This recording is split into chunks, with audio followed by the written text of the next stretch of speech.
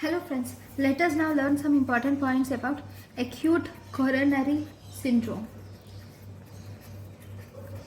Okay, acute coronary syndrome includes three main parts. First we have unstable angina. We have unstable angina. Next we have non-ST segment elevated MI. Third we have ST segment elevated MI. Okay, in acute coronary syndrome, if you see almost 100% of coronaries, if you see the coronary arteries will be 100% blocked in acute coronary syndrome. Okay,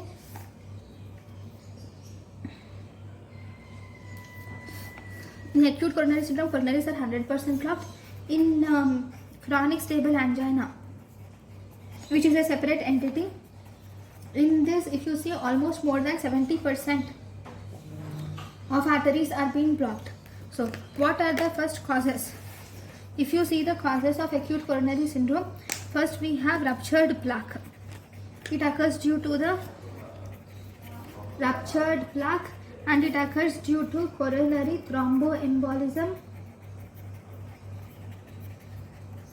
It occurs due to coronary dissection, and if there is increased demand, like it can occur whenever there is increased demand like tachycardia or anemia, these can result in acute coronary syndrome. So first we will see some important points about unstable angina. So unstable angina is chest pain, here unstable. So here the chest pain mainly occurs at rest. Here you will see there is increasing pain is seen, which will have increased frequency, and this pain is also increasing in duration. And this is not an old onset angina, it is actually a new onset angina which occurs. It is a new onset angina.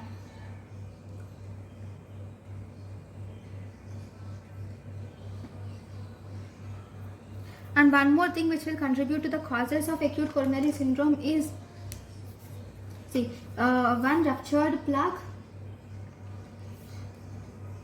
thromboembolism, which include infective endocarditis, thromboembolism due to infective endocarditis, or it can be due to paradoxical embolism, or it can be due to cholesterol embolism, paradoxical embolism or cholesterol embolism, all these. Okay, it will also occur due to severe coronary vasospasm,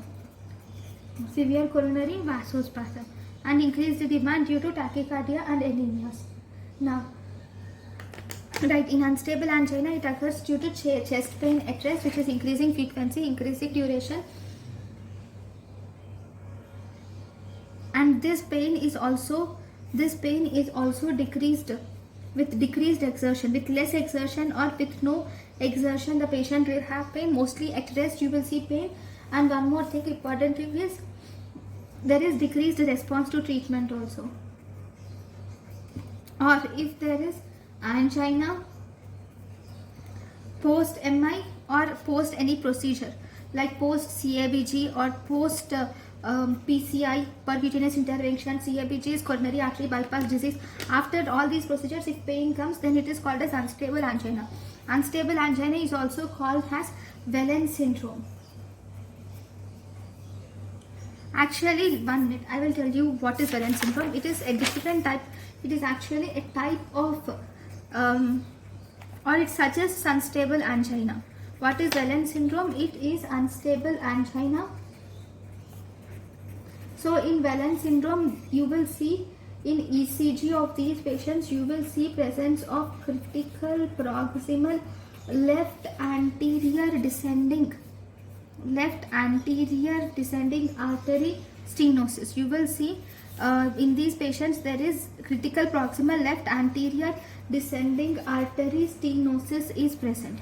Okay, here in the ECG you will see presence of deep more than 2 millimeters T-wave inversions are seen in anterior precaudal leads. You will see T-wave inversions in anterior precaudal leads, and here this Wellen syndrome mainly represents the pre-infarction stage coronary disease. It will mainly represents the pre-infarction stage coronary artery disease, and this will mostly progress to anterior wall MI. Okay, how does this deep two wave inversion is? This is P wave is seen. So this is P wave, this is QRS complex. Okay, this is S wave, and T wave inversion, which is more than 2 millimeters, is seen in Valence syndrome. Okay, this is Valence type of. Okay, this is Valence syndrome. Now, after Valence syndrome, now let us learn some important points about the next important disease, which is non-ST segment elevated MI. So, non-ST segment elevated MI, non-STEMI. So, this in non-ST segment elevated MI, you will see that there should be 2 out of 3 criteria should be positive to call it as non-ST segment elevated MI. That is, there should be symptoms of angina or ischemia should be present. Along with that, there should be rise and fall of serum markers should be seen. The serum markers of myocardial necrosis.